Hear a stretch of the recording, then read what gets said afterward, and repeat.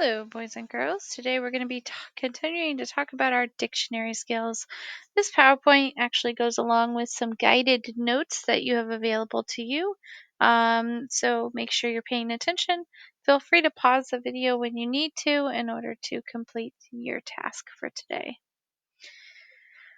So, first things first, what is a dictionary?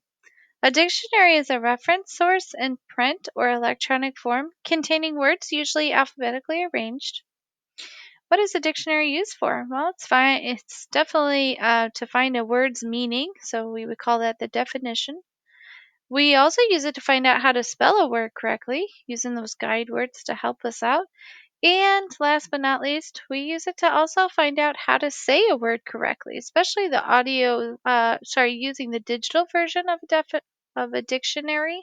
We'll get the definition, but we will also get these three things. And usually there's a little listening tool that you can click on to hear the word pronounced correctly. So that's kind of a nice feature on digital version as opposed to like the paper, actual dictionary. So this is an example of a dictionary entry. So we're going to see things like the word, the pronunciation, the parts of speech, the definition, a sample sentence.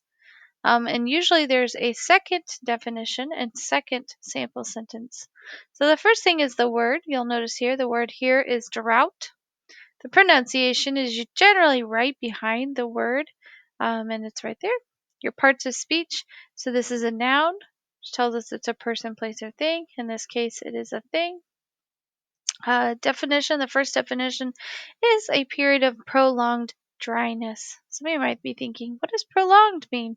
Well, you can go look it up in a dictionary. So the sample sentence there is the drought caused the farm's crops to die.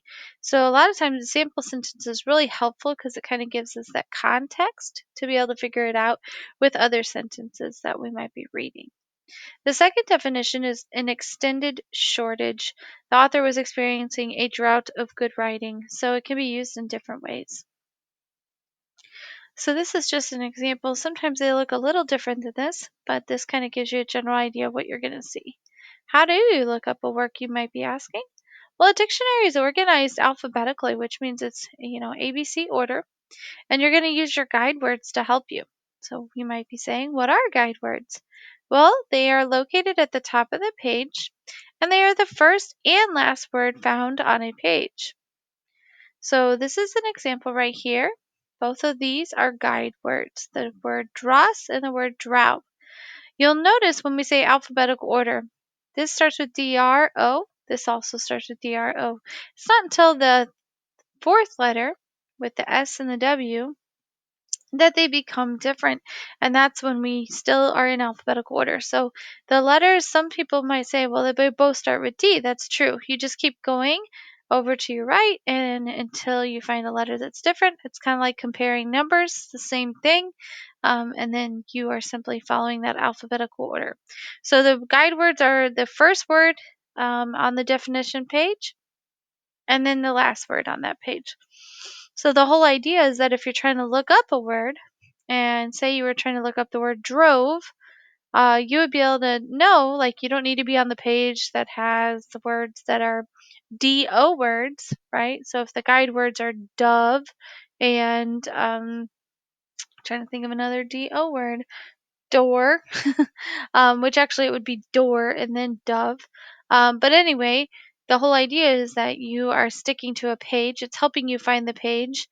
So it's less overwhelming with so many words on a dictionary page to find what you're looking for. So we're going to try it out. So the first example we're looking at is the sentence, we walked across the isthmus to the other side of the beach. We want to know, what does isthmus mean?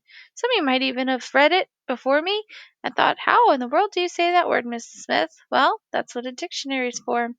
So I'm going to click on this dictionary symbol here, and this is just simply dictionary.com. I'm actually a bigger fan of using just the Omnibox on the Google and using the definition of and just typing that into Google, and then you can find it because it doesn't have advertisements and things like this, but that's okay. We'll use this one for now. So in this case, it gives you, just in case you weren't able to pronounce it, If that happens to you, it gives a pronunciation in phonetical form right behind it. So we see isthmus is how you say that. So that TH is actually silent. And like I said, with digital, it's really nice because then there's generally this volume button that you click on, and you'll be able to hear how to say that word.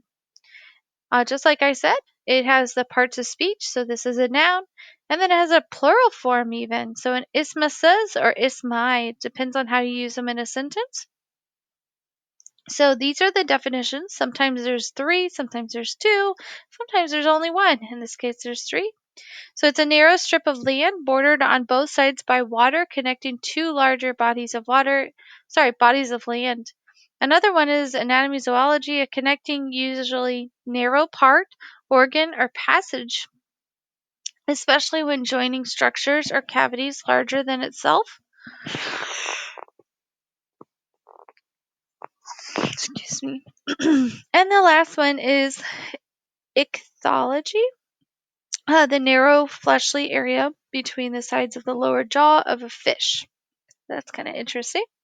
So we're going to go back to our PowerPoint here. And I'm going to read the sentence again. We walked across the isthmus to the other side of the beach. So in this sentence, it's kind of I know it's talking about land. So when I go to decide what isthmus means, I'm going to take that into consideration. A piece of land surrounded by water, narrow piece of land that connects two larger land areas, and a landform that projects above the ground. Well, all of those are about land, so I'm going to take the definition, which I know said narrow piece of land that connects two larger bodies, and I'm going to say B, and that is correct. All right, so multiple meaning words. So sometimes words, just like the word isthmus, has multiple meanings.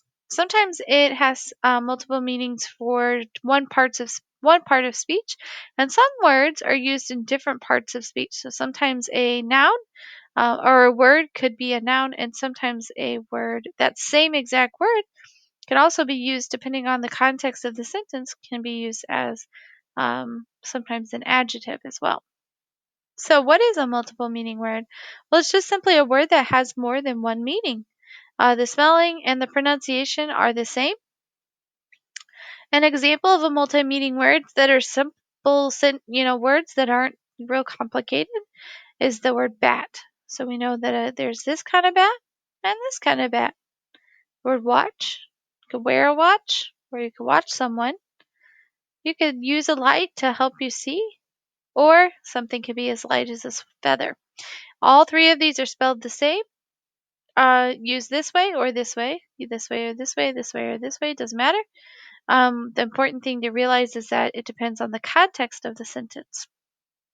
How do you find the meaning?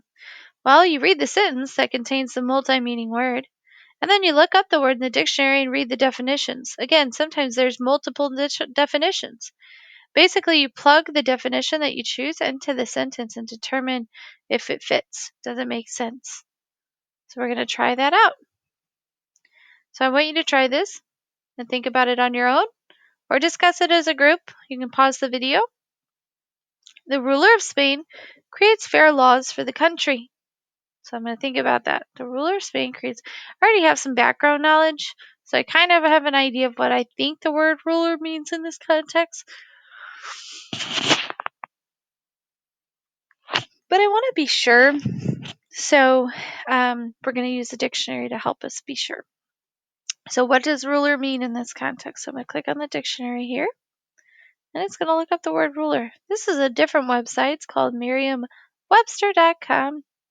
Again, it gives you the word, gives you the part of speech, it gives you the pronunciation. You can listen to it. Ruler. There you go. Okay, let me get rid of this. Sorry. And then it gives you the definitions. So the first one that rules, the sovereign, which means king or queen. A worker or machine that rules paper. I definitely don't think that is ruling Spain. Or a smooth edged strip as of wood or metal that is usually marked off in units such as inches and is used as straight edge for measuring. So if we were to plug these definition 2 or 3, into this sentence, the ruler of Spain creates fair laws for the country, it would not make sense. So that's how you distinguish that there. So, what is a ruler in this context? Which meaning would we want to use? One that rules, a worker, a machine that rules paper, or a smooth edge strip? Well, we're going to go with A, most likely there. All right. Ooh, go back there. A. Yep, that was correct.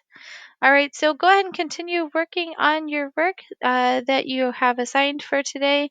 And thank you for listening all the way to the end to the lesson on dictionary skills today. Enjoy your day.